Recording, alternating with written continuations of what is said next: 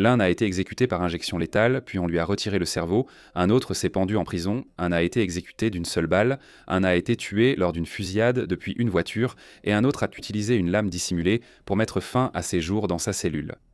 Voyons comment ces 5 tueurs en série ont trouvé la mort.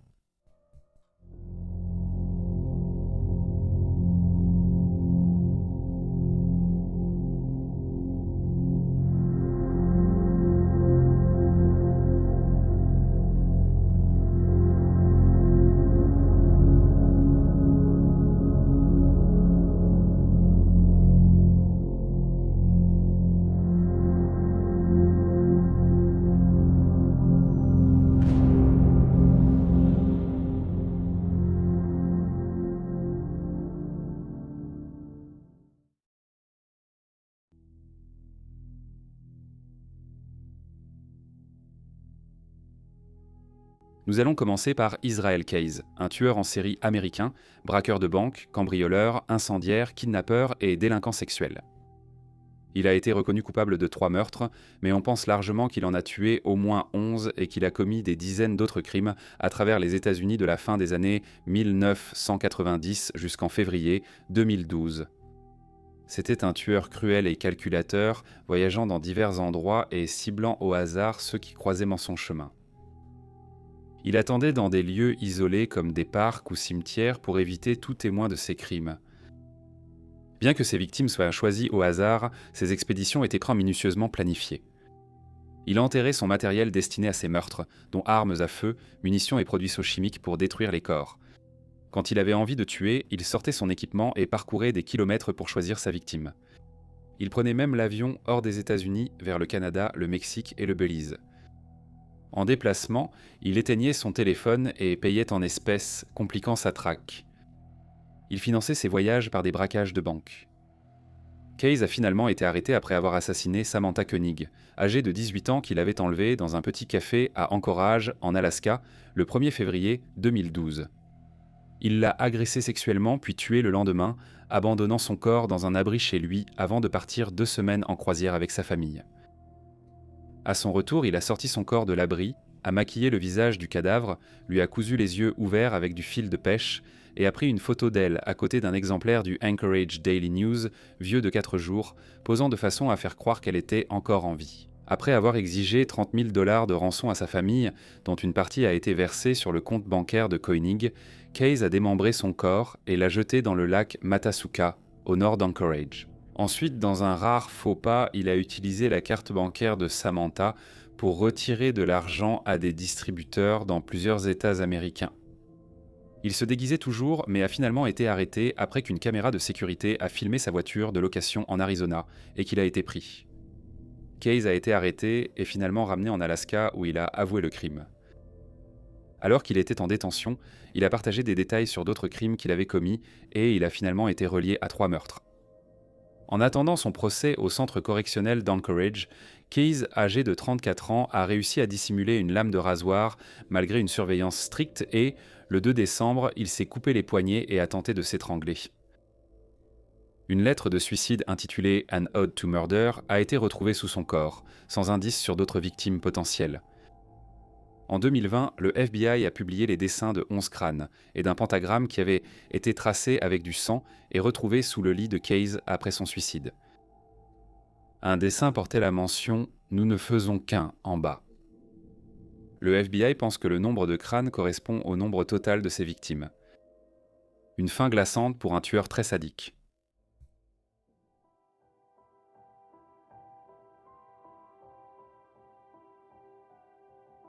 Pedro diffère un peu des autres ici, mais il a affirmé avoir tué plus de 100 trafiquants violeurs et meurtriers. Phil ne s'est jamais vu comme un tueur en série, car il visait des criminels qu'il jugeait mériter la mort pour leurs actes. Il se considérait davantage comme un justicier que comme un tueur en série.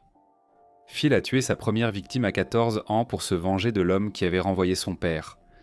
Après avoir tiré sur un agent de sécurité au même moment, il a fui sa ville natale, dans le Minas Gerais, au Brésil, pour se rendre à Mogi das Cruzes, à São Paulo. Là-bas, il a poursuivi ses meurtres, visant uniquement des criminels connus, ce qui l'a rendu célèbre dans les médias comme le justicier surnommé Lil Pity Killer. À São Paulo, il a rencontré une fille et ils ont emménagé ensemble. Elle est rapidement tombée enceinte, mais le chef d'un gang rival l'a assassinée. Après sa mort, Phil s'est lancé dans une série de meurtres par vengeance, traquant puis tuant chaque membre du gang. Peu après, il a appris que son père était en prison pour avoir tué et démembré sa mère à la machette. Il a rendu visite à son père en prison de façon inattendue et l'a tué en le poignardant 22 fois. Après le meurtre, il aurait arraché son cœur et en aurait mordu un morceau. Le 24 mai 1973, alors qu'il n'avait encore que 18 ans, il a été emprisonné pour la première fois et condamné à 126 ans de prison. Mais il a été libéré en 2007, malgré le fait qu'il ait tué 47 codétenus pendant son incarcération. En 2011, il a de nouveau été incarcéré pour 8 ans, mais il a été libéré pour bonne conduite, le 10 décembre 2018, après 7 ans. Après sa libération, il a annoncé qu'il mettait fin à ses activités de justicier et s'est engagé à ne plus commettre de crimes. De façon surprenante, il est devenu youtubeur avec une chaîne appelée Pedrino X Matador. Sur cette chaîne, il commentait des crimes récents, menait des campagnes contre la violence des gangs et apprenait au public à ne pas être fier des actes criminels. Cependant, je suppose qu'on ne peut pas tuer autant de personnes sans se faire des ennemis. Vers 10h00 le 5 mars 2023, Rodriguez a été abattu par 2 hommes tirant depuis une voiture à Mogi das Cruz, qui ont ensuite pris la fuite dans un autre véhicule. À ce jour, aucun suspect n'a été arrêté. Andrei Chikatilo.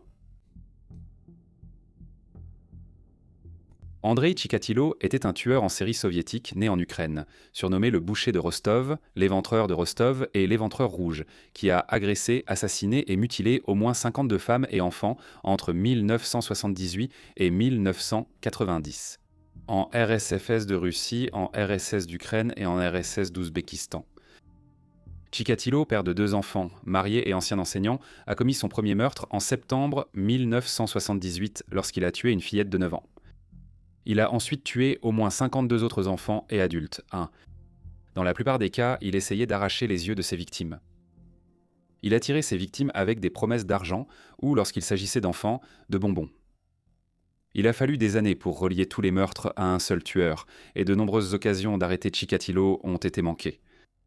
À un certain moment, en raison de la sauvagerie avec laquelle Chikatilo tuait ses victimes, la police pensait que les meurtres avaient été commis soit par un groupe prélevant des organes pour les vendre à des fins de transplantation, soit par une secte satanique. Cependant, comme plusieurs corps de victimes avaient été découverts dans des gares ferroviaires le long d'une même ligne à travers l'oblast de Rostov, en 1990, les enquêteurs ont saturé ces zones dans l'espoir d'attraper le tueur.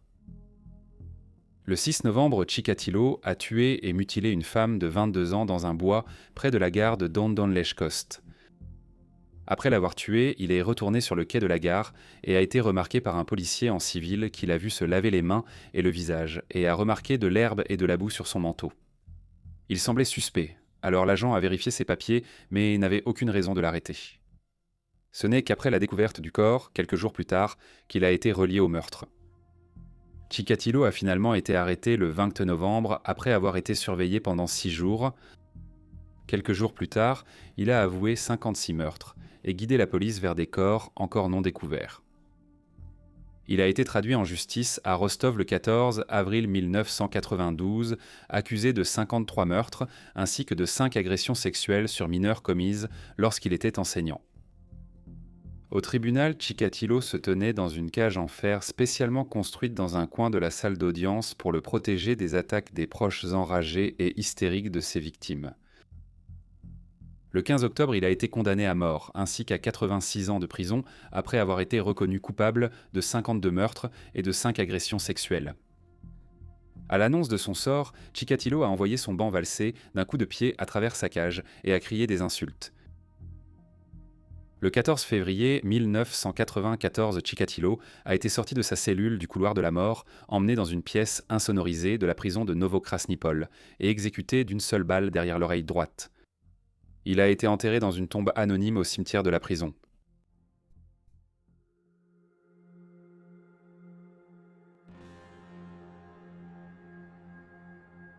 John Wayne Gacy était un tueur en série et délinquant sexuel américain, ayant violé, torturé et tué au moins 33 jeunes hommes et garçons à Northwood Park Township, près de Chicago, dans l'Illinois. Surnommé le clown tueur pour ses spectacles avant la révélation de ses crimes, Gacy demeure l'un des tueurs en série les plus célèbres. Nous l'avons souvent mentionné au fil des années. Gacy, qui en apparence était un membre serviable et respectable de la société, a attiré toutes ses victimes connues chez lui au 8213 West Somerdale Avenue, dans le canton non incorporé de Norwood Park, dans l'Illinois. En général, il attirait une victime chez lui et la dupait en lui faisant mettre des menottes sous prétexte de lui montrer un tour de magie, avant de torturer et de tuer sa victime, soit par asphyxie, soit par strangulation avec un garrot. Il a tué sa première victime en 1972 et avait tué 2 autres personnes avant la fin de 1975. Après son divorce avec sa deuxième épouse, il a assassiné au moins 30 autres victimes. L'enquête sur la disparition de l'adolescent de Des Plaines, Robert Piest, a conduit à l'arrestation de Gacy le 21 décembre 1978.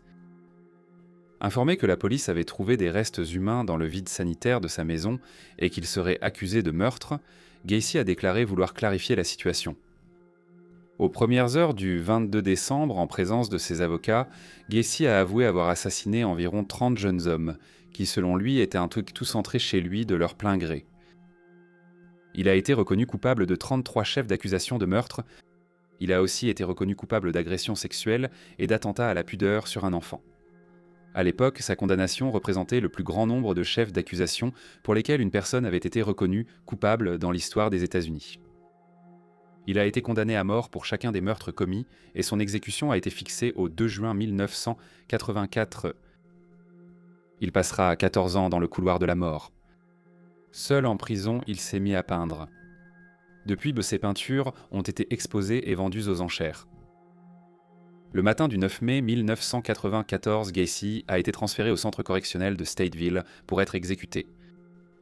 Cet après-midi-là, il a pu pique-niquer en privé avec sa famille dans la prison. Pour son dernier repas, il a commandé un seau de KFC, des frites, une douzaine de crevettes frites, des fraises fraîches et un Coca Light. Ce soir-là, il a reçu les derniers sacrements avant d'être conduit à la chambre d'exécution de Stateville. À 0h40, la procédure d'administration de l'injection létale a commencé, bien que les produits chimiques utilisés pour l'exécution se soient solidifiés de façon inattendue, obstruant la perfusion intraveineuse. Le tube a dû être remplacé avant que l'exécution puisse se poursuivre, et toute la procédure a duré 18 minutes. Sa dernière déclaration à son avocat avant son exécution était que le tué ne compenserait pas la perte subie par les autres, et que l'État l'assassinait. Ces derniers mots prononcés auraient été « va te faire foutre ». La mort de Gacy a été confirmée à 0h58, le 10 mai 1994. Son cerveau a été retiré ainsi que des tranches d'autres organes, conservés dans un sac Ziploc pour des examens et des études ultérieures, et on pense qu'il se trouve toujours dans le sous-sol de la docteure Helen Morrison, psychiatre médico-légale, écrivaine et profileuse. Le reste de Gacy a été incinéré et l'emplacement de ses cendres reste inconnu.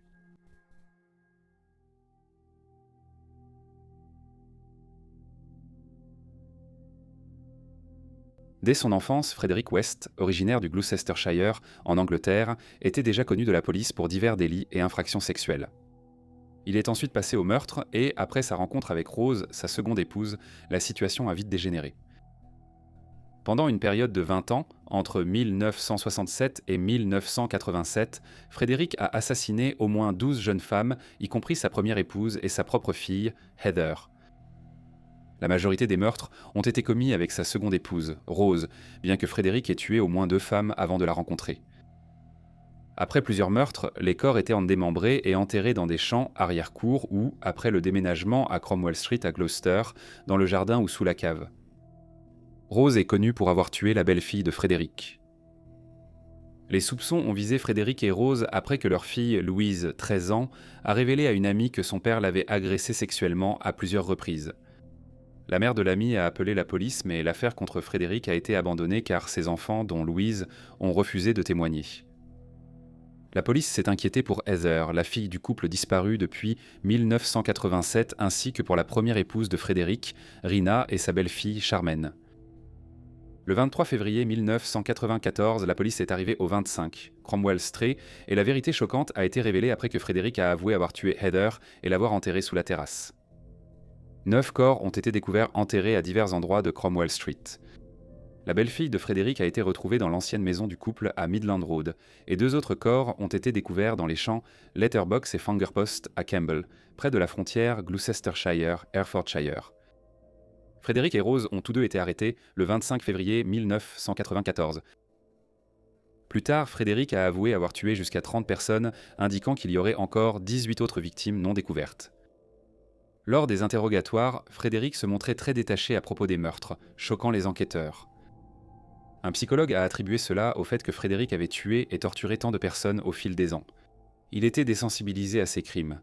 C'était comme une addiction pour lui. Frédéric a été inculpé de 12 meurtres et Rose de 9. En détention provisoire à la prison de Birmingham, le 1er janvier 1995, la surveillance anti-suicide stricte de Frédéric avait été relâchée. Dans sa cellule, il a fabriqué un lien avec une couverture et des étiquettes volées sur des sacs de linge. Il a passé la corde autour de son cou, la fixant à une poignée de porte et un loquet de fenêtre. Il s'est ensuite mis à genoux et s'est pendu. Il a laissé une lettre de suicide avec, en bas, un dessin de pierre tombale. On pouvait lire « À la mémoire de Fred West, Rose West. Repose en paix là où aucune ombre tombe. Dans une paix parfaite, il attend Rose, sa femme. » Rose a comparu seule au tribunal et a été reconnue coupable de 10 meurtres. Elle a été condamnée à la perpétuité sans libération conditionnelle et est actuellement détenue à la prison de New Hall dans le Yorkshire de l'Ouest. Bien qu'il n'ait jamais été condamné, Fred W. Burrow est considéré comme l'un des tueurs en série les plus dépravés que le Royaume-Uni ait jamais connus.